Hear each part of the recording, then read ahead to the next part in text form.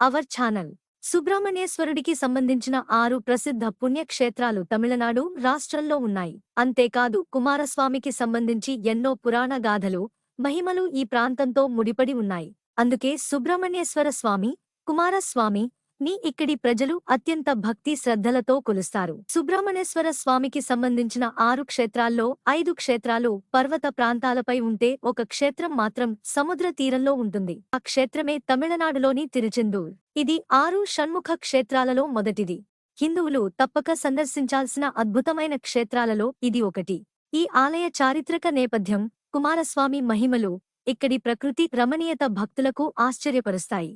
ముల్లోకాలను ఇబ్బందులకు గురిచేసే తారకాసురుడు, శూరపద్మం అనే రాక్షసులను వధించేందుకు కుమారస్వామి వెదుకుతుంటాడు. వారిని సంహరించే ముందు ఆయన ఈ క్షేత్రంలోని విడిది చేసి పరమశివుణ్ణి పూజించినట్లు చెబుతారు.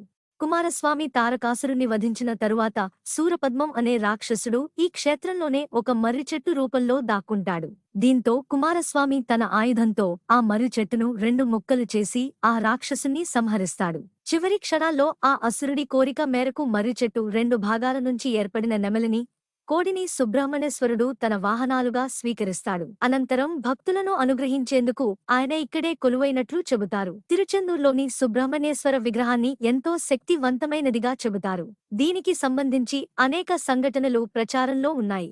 1646 నుంచి 1648 మధ్య తిరుచెందూర్ మురుగన్ ఆలయాన్ని డచ్ ఈస్ట్ ఇండియా కంపెనీ వారు ఆక్రమించారు.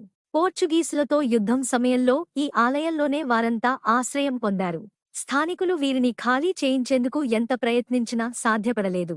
రోజురోజుకు పెరుగుతున్న ఒత్తిడితో డచ్వారు ఆలయంలోని సంపదలతో పాటు ప్రధాన విగ్రహాన్ని అపహరించి తమ వెంట తీసుకువెళ్లిపోయారు.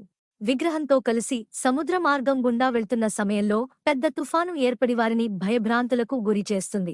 ఇదంతా ఆ విగ్రహం వల్లనే అని భావించి వారు దానిని సముద్రంలో వదిలివేస్తారు. దీంతో తుఫాను ప్రభావం తగ్గుతుంది. కొద్ది రోజుల తరువాత వాడమలయప్పన్ పిళ్ళై అనే భక్తుడికి సుబ్రహ్మణ్యేశ్వర స్వామి కలలో కనిపించి తనను సముద్రం నుంచి బయటకు తీయాలని చెబుతాడు. సముద్రంలో గరుడ పక్షి సంచరించే ప్రదేశంలో ఒక నిమ్మకాయ తేలుతూ ఉంటుందని, దాని అడుగు భాగంలో విగ్రహం వెదకమని అదృశ్యమవుతాడు.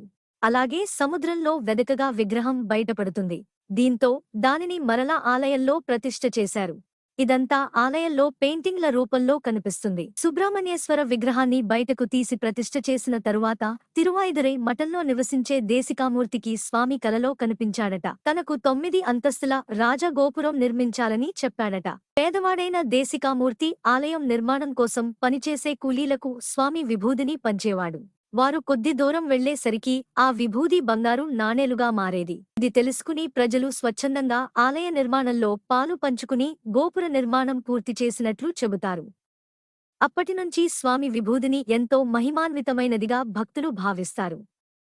దీనిని నుదుట ధరించడం, ఇంట్లో ఉంచుకోవడం వలన ఆపదలు, అనారోగ్యాలు దూరమవుతాయని నమ్ముతారు. 2004లో డిసెంబర్ 26న తమిళనాడులో సంభవించిన సునామీ గురించి అందరికీ తెలిసిందే.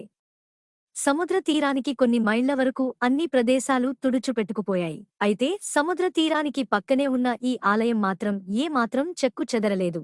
అంతేకాదు ఈ ఆలయం నుంచి సునామీ 2 కిలోమీటర్లు వెనక్కి తగ్గినట్లు ప్రత్యక్షంగా చూసినవారు చెబుతుంటారు. ఈ ఆలయానికి నీటి వలన ఎలాంటి హాని జరగదనే వరం ఉన్నట్లు ఆలయంలోని శిలాశాసనాలపై రాయబడి ఉన్నట్లు చెబుతారు. ఇది దైవ మహిమగా భక్తులు భావిస్తారు. ఈ ఆలయంలోని సుబ్రహ్మణ్యేశ్వరుడి తేజో రూపం భక్తులను ఆకట్టుకుంటుంది. బాలుడి రూపంలో ధాన్య ముద్రలో సుబ్రహ్మణ్యేశ్వరుడు భక్తులకు దర్శనమిస్తాడు. ఇలాంటి రూపంలో ఉన్న విగ్రహం దేశంలో ఇదొక్కటే కావడం విశేషం. బాలుడిగానే రాక్షసులను అంతం చేసి విజయం సాధించిన కుమారస్వామి ఇక్కడ బాలసుబ్రహ్మణ్యస్వామిగా పూజలు అందుకుంటున్నాడు. ఇక్కడ స్కంద షష్ఠిని పురస్కరించుకుని 6 రోజుల పాటు వైభవంగా ఉత్సవాలు నిర్వహిస్తారు. ఈ వీడియో మీకు నచ్చినట్లయితే లైక్ చేయండి, షేర్ చేయండి, సబ్స్క్రైబ్